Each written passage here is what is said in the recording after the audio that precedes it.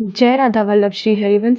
क्या सच में ऐसा कोई तरीका है जिससे इंसान को दुख, दर्द या पीड़ा महसूस ही ना हो? अगर हाँ, तो क्या आप उसे जानना चाहोगे? मैं आज आपको एक ऐसी कहानी सुनाने जा रही हूँ जो आपके दुखों को खत्म ही नहीं, बल्कि आपको आपके दुखों से बहुत ऊपर उठा देगी। प्राचीन समय की बात है। एक महान तपस्वी थे जिनका नाम था ऋषि वत्स। वो इतने इतने सरल स्वभाव के थे कि उनके मुख पर एक अग्नि के समान एक तेज था और उनका स्वभाव बहुत शांत था। एक दिन वह महर्षि सूत जी के आश्रम पहुँचे। जब वो आश्रम पहुँचे तो सूत जी ने वत्स जी से पूछा, हे मुनिवर, अभी तो आप बहुत युवा हैं, तो ये आपके चेहरे पर, आपके स्वभाव में ये शांति कैसे? आप इतने शांत, तेजस्वी और प्रसन्न कैसे रहते हैं? आपको यह दिव्य ज्ञान कैसे प्राप्त हुआ? तब महर्षि वत्स मुस्कुराए और बोले, यह सब शिव जी के सदाक्षर मंत्र का प्रभाव है। मैं प्रतिदिन ओम नमः शिवाय मंत्र का 60,000 बार जप करता हूँ और उसी के प्रभाव से मैं शोक, दुख और चिंता से मुक्त हूँ। लेकिन इसके पीछे एक दर्दनाक कहानी छुपी थी। ऋषि वत्स बोले, एक समय था जब मेरा विवाह मृगामती नाम की एक सुंदरी से हुआ था। वो मुझसे बहुत प्रेम करती थी और मैं उससे। वह एक दिन वन में गई और वहाँ घना जंगल था, तो उस वन में एक विषैले नाग ने मेरी पत्नी को डस लिया और उसी क्षण उसकी मृत्यु हो गई। जब मैंने अपनी प्राण प्रिय को मृत अवस्था में देखा तो मैं बहुत बुरी तरह से टूट चुका था। मैंने रो रो कर आकाश सर पर उठा लिया था। मैं बिल्कुल जीना नहीं चाहता था। मैं उसकी चिता पर चढ़कर अपने प्राण त्याग देना चाहता था, लेकिन मेरे मित्रों ने मुझे रोक दिया और धीरे धीरे दिन बीतते गए। लेकिन समय बीतने के बावजूद मेरा दुख कम नहीं हुआ।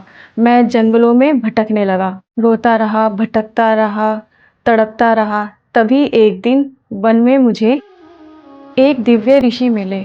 उन्होंने मुझे देखा और देखते ही कहा, धिक्कार है तुम्हें।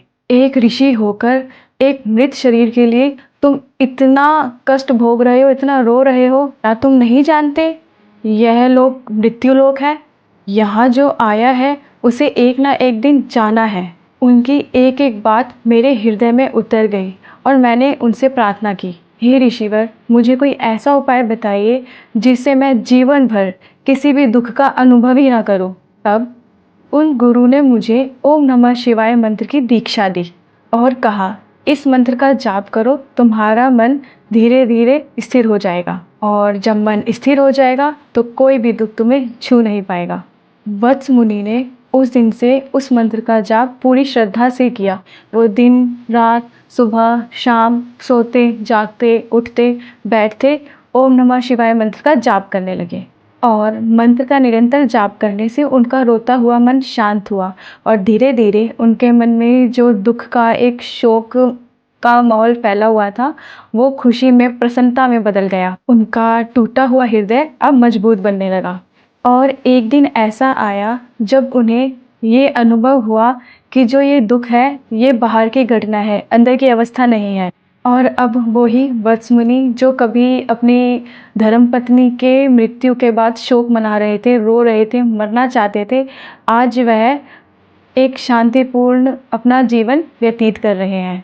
दोस्तों, दुख को ख़त्म करने का कोई तरीका नहीं है, क्योंकि जो ये दुख है वो जीवन का हिस्सा तो है, लेकिन अपने मन को इतना मजबूत बनाया जा सकता है कि कोई भी, किसी भी प्रकार का दुख हमें हिला ना सके। ओम नमः शिवाय केवल एक मंत्र नहीं है, यह एक ऐसी शक्ति है जो तुम्हें अंदर से पूरा बदल देती है। तो आज से भागना बंद करो और खुद को मजबूत बनाना शुरू करो, क्योंकि दुख तो तुम्हारे जीवन में आ सकता है, पर ये तुम्हारे मन में हावी होगा या नहीं, ये केवल तुम्हारे मन पर निर्भर करता है। और जब हमें दुख में जीना आ जाता है तो कितना भी बड़ा दुख हो, वो एक छोटी सी बात बनकर रह जाता है।